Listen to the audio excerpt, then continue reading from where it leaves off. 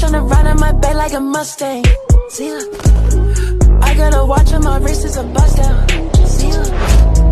I'm tryna hop on a flight out of town. See ya. But I sent my baby to bring it around. Hey, what's going on, everybody? Welcome back to another episode of On the Field, Off the Field, a podcast presented to you by Sports LLC. And I am your host, G Watts, aka The Voice, also owner of Sports LLC. And it's good to be back here with you all today. It's been a little while since I posted, so I'm happy to be sitting back down here presenting some sports information to you. And before we get started, just a little bit more about Ashe Sports. We are a sports consulting firm that specializes in working with athletes on the youth, collegiate, and professional level to assist them in navigating through some of the challenging but also exciting processes that come with a career in sports. We also work with sports managers as well. If you feel like you could use some assistance navigating your career in the sports industry, feel free to reach out to us. We'll be happy to assist. We offer a variety of services that we feel can help an athlete excel in their career. So definitely reach out to us if you feel like you can use some assistance. We'll be happy to hear from you. All right, man. So for our first topic, there was some sad news in the sports world this past weekend. Former NFL running back Doug Martin passed away.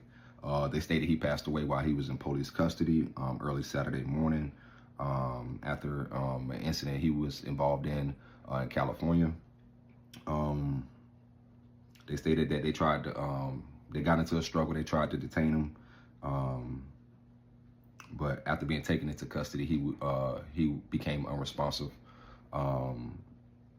I mean, it's sad to see because a guy like Doug Martin, I believe he was 41.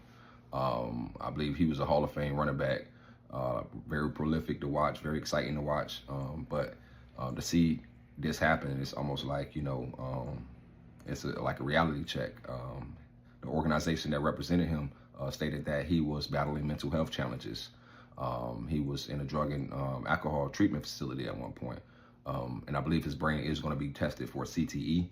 So to see if that played a role in his behaviors leading up to his passing. So, but yeah, it's a reality check, man, for all athletes who have been in the contact sport.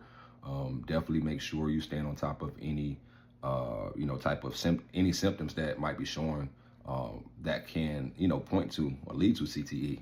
I can't lie. I feel like I've had some, in my life. So, and it's like I try to be aware of those and address those and, allow that to kind of help me, kind of stay grounded, stay balanced. But definitely, man, if you feel like you have any symptoms, you need to talk to somebody, man. Definitely do that because, CTE is real, especially for guys who play football, boxers, anybody who's in a contact sport where your brain can be rattled by a particular hit. So my condolences to his family. May he rest in peace. They say the investigation is still ongoing. So obviously, we'll keep an eye on that. All right, next up, man. So we got some shocking and surprising news that came out of the NBA. Portland Trailblazers head coach Chauncey Billups and Miami Heat guard Terry Rozier. Those are some big names in the NBA currently, as well as former Cleveland Cavaliers player and assistant coach Damon Jones. I remember Damon Jones. I'm pretty sure a lot of people remember him as well. They were arrested as part of an FBI sports gambling probe. These guys were arrested for, charges that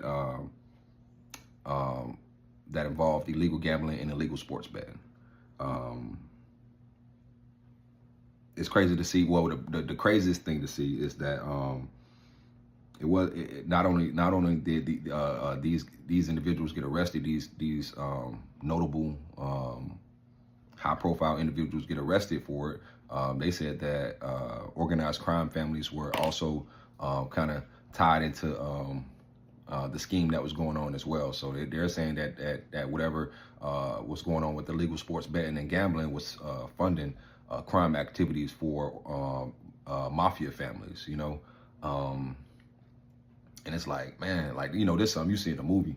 And it was like, man, to see that, it was just like, when I saw that headline go across the screen, I couldn't believe it, because I'm like, these guys made millions over their career. And if not now, Chauncey Billups is coaching. I haven't taken a look at his contract, but I'm pretty sure it's very lucrative. So it's like, why? And I know Terry Rozier has a lucrative contract. So I'm like, why these guys, why do they feel the need to be involved in something like this? And that was kind of like upsetting to see that, man, because, like I said, man, I looked up to these guys. Of course, Terry Rozier, rooting for him. But the thing is like I said, man, I feel like, that was just a bad, a bad decision. You know what I mean? That's one of those mistakes that's going to cost you big time in the long run. Because if you think about it, they said that if they were assisting crime families, who's to say that they might not get, or the DA or whoever does it may not try to charge them with, or charge them with the RICO, as they say, hit them with the RICO. You know what I mean? So it's like, man, all in all, I feel like, these guys, they're going to pay a hefty, penalty. And that could be either in fines or jail time, man. And that'll be sad to see that happen. Because like I said, these are notable, players or former players that we all looked up to. And like I said, it's just that, man, like I said, I ain't trying to knock them too hard, but man, like they say, it was just a bad decision, man. It was just a bad decision. I don't know, maybe they was threatened or something like that. Maybe their lives was on the line. Who knows? You know what I mean? Saying that they were dealing with crime families and all. So, but I guess we'll figure all that out down the road as the investigation continues. So I know everybody gonna be keeping an eye on that. But yeah, like I said, man, it's just crazy to see, man. Athletes and sports managers, make sure you are gauging the consequences behind your actions. No matter, good or bad, you know what I mean? Just make sure you gauge the consequences of your actions, because, you see one swoop is all taken away from you. It's gone, you know what I mean? And it's not due to injury or something like that. It's due to a decision that you made that, could have been, a decision that you made that you could have, taken another route, chosen another route with. So, but yeah, we're gonna be keeping an eye on that. If I remember, I'll come back and give you updates on that as well. But yeah, definitely, man, it's definitely sad to see. And just to piggyback off that real quick, it's not just at the NBA level. It has trickled down, or it's not just at the professional level. It has trickled down into college, because there was another article that stated 13 players from 6 schools were involved in gambling schemes. They say 13 men's college basketball players from 6 schools were involved in gambling schemes, including betting against their own team, game manipulation, and sharing information with third parties for gambling purposes. So, like I said, it's trickled down into the collegiate level. It's crazy because I think they passing a law that's going to allow, if I'm not mistaken, college athletes at least to bet on games, I believe. I'm not too sure. I did see it. Yeah, definitely, but look that up, man. But yeah, they are passing a law. So I guess some people are saying, like, well, you're passing a law to allow them to do it, then what's the point of penalizing these guys now? Yeah, it's definitely crazy it's definitely going to be a lot of a big gray area there. But yeah, obviously, I think that's what Rozier was doing, in a sense. What some of these athletes can do is, yeah, they'll say, hey, bet that I don't get 25 points, 10 rebounds in the game, and they're gonna, they said Rozier took himself out of a game, after telling somebody to bet that he wouldn't obviously hit his marks. So it's like, they say it's not the same as point shaving, but I mean, it's the same thing to me. It's just in a different format. You know what I mean? You ain't point shaving off the overall score, the over under, but you shaving points off of what you were supposed to hit in regards to whatever the person bet on. So, but it's just, like I said, it's crazy to see, man. It's just crazy to see.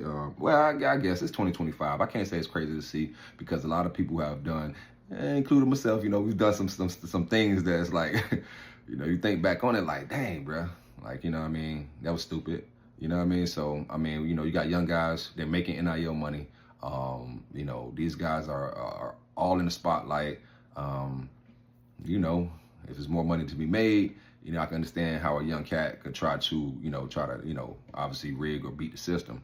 Now for the older guys, these professionals, like I said, man, I can't really call it, because at the end of the day, like they say, they made a lot of money over their career. And as we know, a lot of athletes do go broke. They do go broke. Sad to say, made millions, went broke. So I don't know if that was the case there. I don't know if it was a gambling addiction or gambling addiction with all this. I don't know what it is, but like I said, I can't really knock nobody. Everybody got their vice, but at the end of the day, when it's going to cost you your career, your notoriety as an athlete, as a professional athlete or collegiate athlete, it's going to affect your brand as a collegiate athlete, which is going to affect your NIL earnings. Like I said, man, we got to make better decisions there. So. But like I said, I just wanted to piggyback off that, because, like I said, it wasn't just at the pro level. It's at the collegiate level as well, with a lot of the illegal gambling or sports betting going on. So, like I said, man, I just don't want to see guys get locked up, penalized for doing something like that when you earning money, or there's a lot of ways you can earn money, especially based on your brand and your name, and like I say, your notoriety. So always keep that in mind, athletes and sports managers. All right, so if y'all don't mind, we're gonna jump into the NFL. It's gonna be a little ranting and raving going on, because I ain't gonna talk about every team. There was a lot of good games that was on this past weekend. Biggest thing I was excited for is that the Miami Dolphins finally found their footing, and we beat up on the Panthers. We beat up on the Falcons. Damn, I forgot the final score, but yeah, we beat them. Like, yeah, I got to give them on that. But we beat up on the Falcons. I feel like we should have been playing like that all year. We're currently 2-6 now. The Falcons, they were 3-3 coming into that game. They're now 3-4. Falcons is not a bad team. I think they had some injuries, whatnot. But like I said, man, Miami Dolphins, we were hitting, man. We was hitting on all cylinders, man. Like, we looked at great. Couldn't be mad at the team. Now, I know this is just one game. I don't think it don't change my overall feeling about, the direction, how I want the direction of the team to go. I.e., quarterback position, i.e., coaching position, things like that. But, I watch it as a fan. I've been on teams where we got destroyed, we got mollywopped, or we didn't do good, and it's like, that brotherhood right there, you in the brotherhood at that point. So, you ain't gonna be mad at your brothers like that. You might be mad somebody messed up, or somebody might not give it their all effort, but you guys gonna bounce back from that. As a fan, it's like, we watching it, it's like, man, get them out of there. Get them out of there. But I try to look at it from, like, a fan and a player perspective, where it's like, I want to see these guys do good. I don't think Mike McDaniel's a bad guy. I don't think Tua's a bad guy. But as far as, how they affect the success of the organization, I just feel like, hey, when we take it back down to it being a business, obviously some business decisions has to be made. So, but yeah. So our only win before we beat the Falcons Sunday was against the Jets, who just got their first win. It was a quality win. I think they beat the Bengals. So it was a quality win, but that was our only win for the season. Like I said, we're 2-6 now. We technically really got to win out to probably have any chance at a playoff. A playoff spot. I ain't gonna say a playoff run, but a playoff spot, and that's probably like a wild card spot. But just from seeing the Dolphins' performance from last year into this year, I feel like I tell people we're like one of the best worst teams in the NFL. On paper, even now, man, on paper, man, we look like we playoff ready. You know what I mean? We got a solid team, but sometimes it doesn't show up physically on the field. As you all know, we was like I said, we was 1-6 coming into Sunday. So that, looking outside of outside of injuries, because of course, we got some injuries going on as well. But like, I'm just thinking, like, what's really the problem with Miami? And like I said, I ain't gonna rave them too much because they did good Sunday. But like I said, we still got what 10 more games to play? 10 more games. So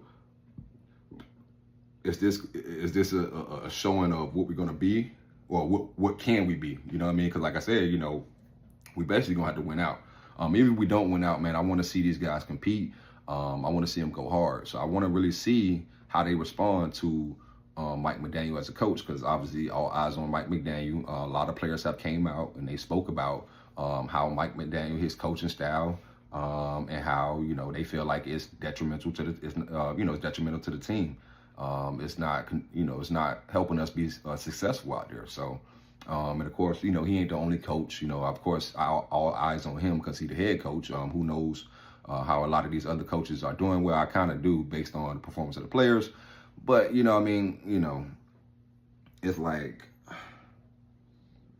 like, man, do we really got to change up,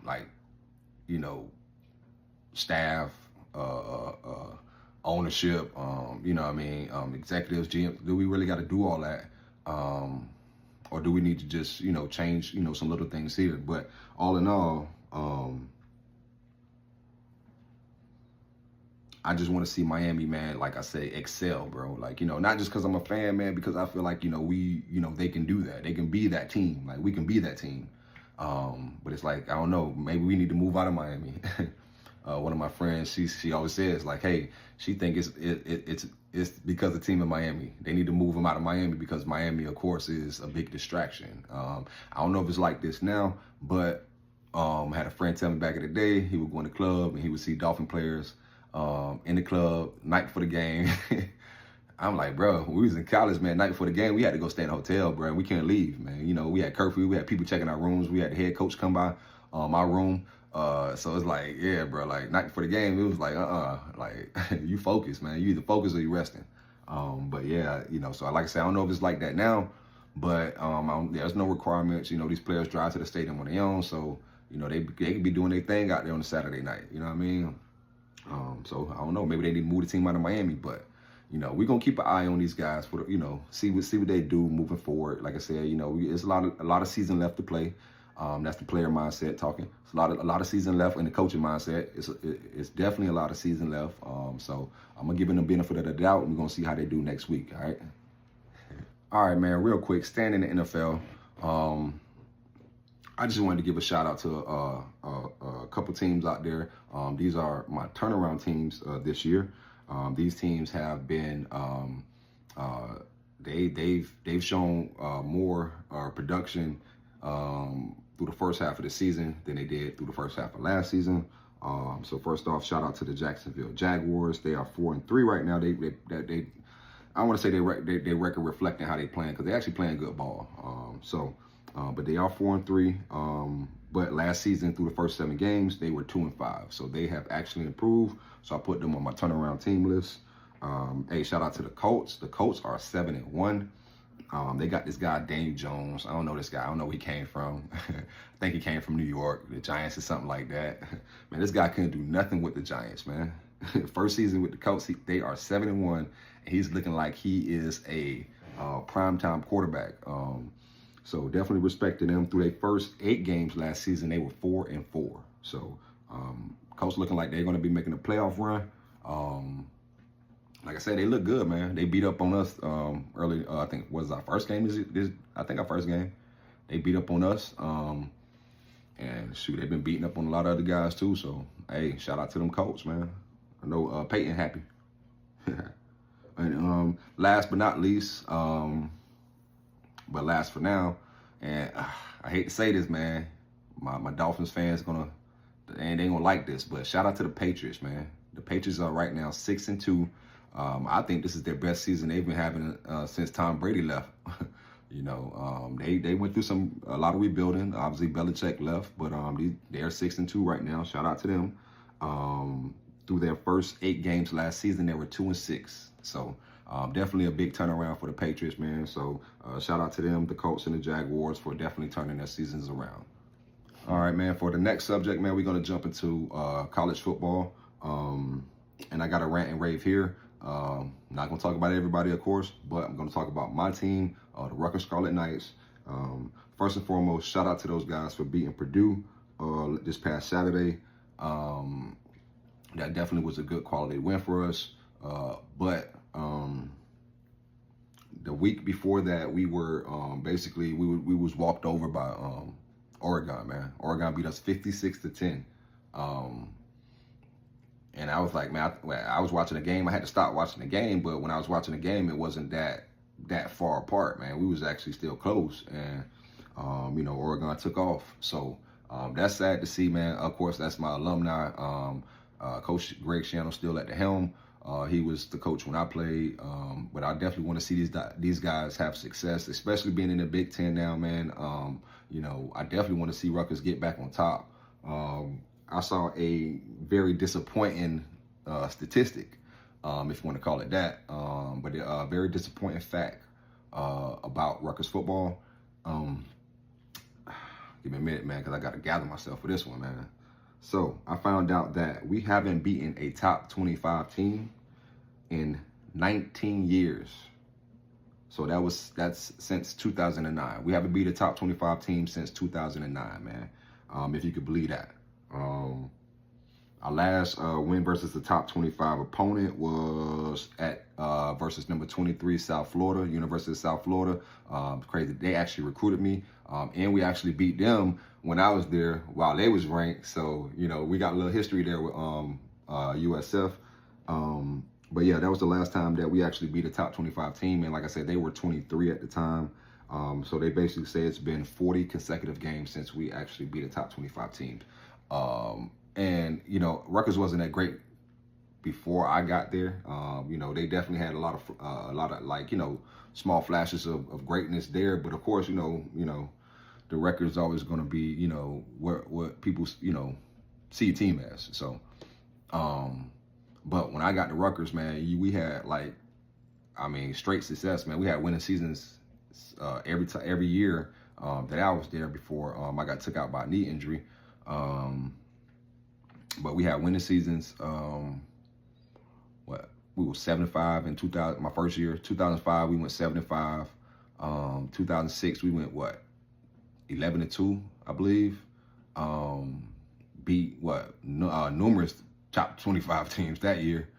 We was actually top 5 ourselves, man, and we lost to Cincinnati. Don't know how that happened. We went up to Cincinnati, and them boys, they put a whooping on us.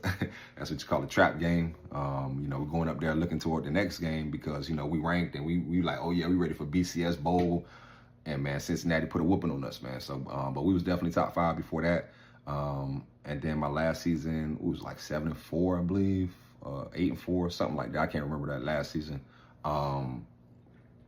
But it's like, man, bro, 40 consecutive games, 19 years, man, that's not Rutgers football to me, man. That's not Rutgers football to me, man. I was used to something different when I got there, man. 06, we sold out every game. Every home game we sold out. They had to bring in extra bleachers to put on the sides, bro, for extra people. You know what I mean? Because, bro, we was jumping. We had Piscataway jumping, man. So, man, I can't wait. I know we're going to get there, man. I know it's going to come back, but I just can't wait till Rutgers gets back to glory. But like I said, man, I had to rant and rave about that, man, because, after the Oregon game, man, really after the Washington and Oregon game, I was kind of steaming. But then, like I said, when I saw that statistic, man, it was just like, bro, we got to get back to greatness, man. You know what I mean? Birthplace of college football, man, on the banks of the Raritan. Go RU, baby. Let's go. So, definitely be looking forward to those guys. Like I said, picking up steam, man. I know they're going to get there. Man. So, I think we got last 2 games like Ohio State, Penn State, man.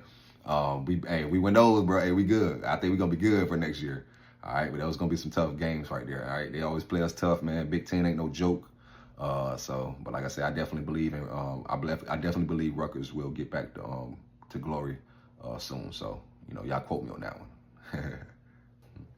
And for my last topic of the day, just want to give a shout out to those teams who are, as I say, crashing the top 25. Indiana, man. Indiana is undefeated. They are 8-0. I heard they are wiping people out. I haven't watched none of their games this season, but I heard they are just dominating people. So they threw them up there number 2, right up on Ohio State. That's definitely surprising. I can't tell you the last time I can remember Indiana being ranked. especially being ranked in the top 5 like that. Shout out to Vanderbilt too, man. Vanderbilt 7-1, 5-0 in their conference. Man, Vanderbilt ain't been good to me since what? Jay Cutler. And so that's why I say, you know, you can't. I know those Rutgers pains will, you know, subside. You know, we're gonna get back to the top. You know, again, you know, we're gonna get back up there again because, man, like Vandy ain't been. They haven't been in this position in a long while, bro. So, hey, shout out to Vanderbilt, man. Definitely shout out to Vanderbilt, man. I hope they make you know, I hope they make a top level bowl game because I want to see them compete. You know what I mean? With one of the top, you know, one of these other top teams, man. Vanderbilt, Ohio State, bro. I'll take that. I'll take that game. You know, I'll watch that. So, but definitely shout out to Indiana and shout out to Vanderbilt. They are crashing the top 25 this year. Definitely keep it up, man. All right, so that does it for this episode of On the Field, Off the Field. I have been your host, G Watts, aka The Voice. Like I said, man, I definitely look to be getting back to you all soon. I want to get more consistent. As you see, I got to work on my craft, you know, being transparent there. But I definitely want to get back to it, man. You know, on a consistent basis, man. Really try to, you know, spit this sports news to you. But everybody enjoy the rest of your week. Like I said, if you feel like if you are an athlete or sports manager, you feel like you could use some assistance in your career. Like I said, we offer a variety of services that I feel can assist you all excel. So definitely feel free to reach out to us. Shout out to Westwood High School, man. Those guys are doing good. Westwood High School in Blythewood, South Carolina. Shout out to my guy Mackenzie. Shout out to Jeremiah. Man, shout out to all them boys out there, man. They doing their thing, man. Shout out to Cam, Carrington, quarterback, man. Yo, hey, them boys are balling, man. So definitely keep it up, man. Keep up the great work. Shout out to my boy Aqua Taylor up there at Oberlin College, man. Hey, you keep it up as well, man. Definitely keep grinding, man. Hey, he's a starter as a freshman, man. I told him, man. I told him, bro. There's a chance you can start as a freshman, bro, and he embraced that, man. He's starting as a freshman, man. So hey, definitely keep it up, man. You know, wish you all much success. All the players that I work with. Hey, shout out to my 3v3 rec team. You know, we got our last game of the season. We got the playoffs on Saturday. Hey, shout out to those guys. Shout out to the parents of those players as well. They've been great supporting the team. Hey, shout out to everybody who support me. Love y'all, man. Take care. Like I said, be safe and enjoy the rest of the week. This has been another episode of On the Field, Off the Field, presented to you by Ashe Sports. Peace. Bitch on the ride on my back like a Mustang. See ya. I got a watch on my wrist, it's a bust down. See ya. I'm tryna hop on a flight out of town. See ya. But I sent my baby to bring it around.